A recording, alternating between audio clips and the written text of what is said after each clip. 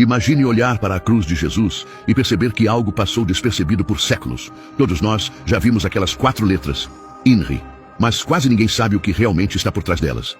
E se eu te dissesse que essa pequena placa de madeira, colocada acima da cabeça de Jesus, não foi apenas um detalhe histórico, mas uma das declarações mais poderosas e proféticas já escritas na humanidade?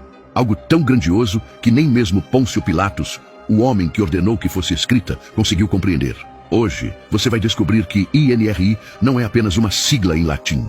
É uma revelação divina, um anúncio público que Deus fez ao mundo no momento mais decisivo da história.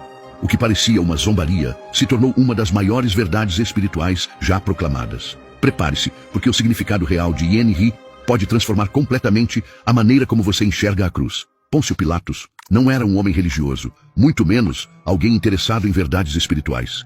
Ele era, acima de tudo, um político. Um governador romano, colocado na província da Judéia para manter a ordem, cobrar impostos e impedir qualquer tipo de revolta. E para Roma, nada era mais importante do que estabilidade.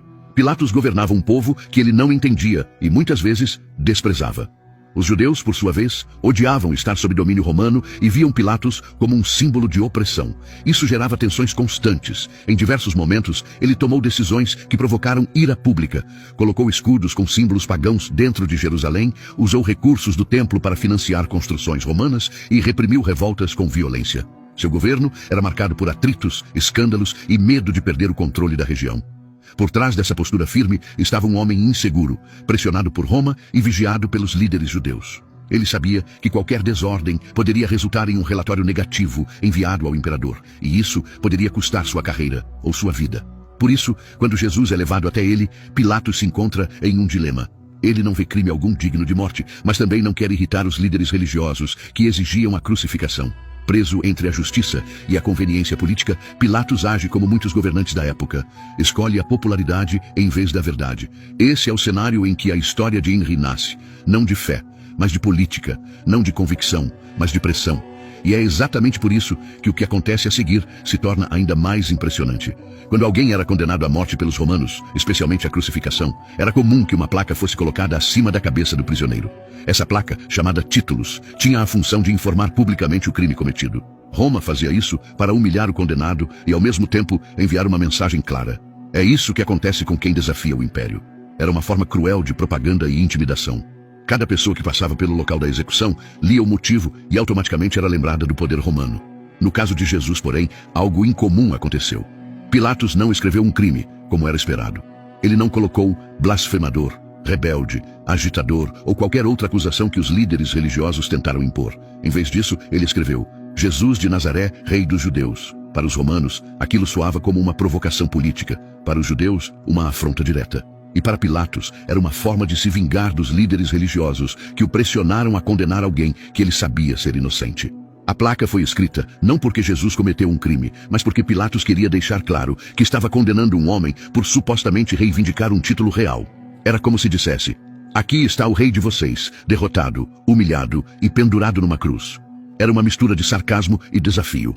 Pilatos usou a placa para expor seu desprezo pelos sacerdotes, deixando marcada, acima da cabeça de Jesus, uma frase que ele sabia que irritaria profundamente aqueles que o pressionaram. O que Pilatos jamais imaginou é que, ao tentar provocar, acabou proclamando uma verdade muito maior do que ele próprio podia compreender. A placa, que deveria ser apenas um instrumento de zombaria, se tornaria para a humanidade uma das declarações mais importantes já registradas na história. INRI é uma sigla formada pelas iniciais da frase em latim Iesus Nazarenus Rex Iudaeorum, que significa literalmente Jesus de Nazaré, rei dos judeus.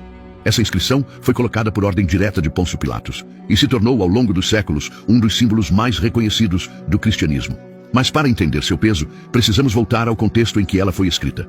O latim era a língua oficial do Império Romano, usada em documentos políticos, decretos e decisões judiciais. Portanto, quando Pilatos escolheu escrever essa frase em latim, ele estava emitindo uma declaração oficial. Era como uma sentença registrada publicamente, afirmando que o motivo da morte de Jesus era sua suposta realeza. Não se tratava de uma acusação criminal no sentido tradicional, mas de uma identificação. Este é o rei dos judeus que está sendo crucificado. A escolha das palavras também é importante. Pilatos não incluiu verbos ou explicações. Não disse, ele disse ser rei, nem reivindicou o título de rei. Ele simplesmente escreveu um título. como se estivesse rotulando uma figura real derrotada. Para muitos espectadores romanos, isso era uma ironia. Para os líderes judeus, um insulto, pois eles nunca aceitaram Jesus como rei. Mas para o plano divino, foi uma verdade proclamada no momento mais inesperado. Ao colocar nazarenos, Pilatos também reforça o contraste entre a origem humilde de Jesus e o título de realeza. Nazaré era uma cidade pequena, sem importância política, e isso tornava o título ainda mais desconfortável para quem lia, como se dissesse, esse homem simples, desse lugar insignificante, é o rei do povo que desafia Roma.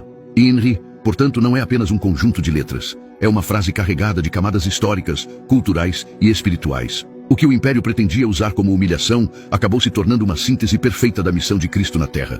As 4 letras que muitos veem hoje como um detalhe na arte sacra, na verdade, registram a identidade real de Jesus diante do mundo. E mesmo sem intenção, Pilatos declarou ao público quem Jesus realmente era. Uma verdade que nem mesmo a cruz pôde apagar.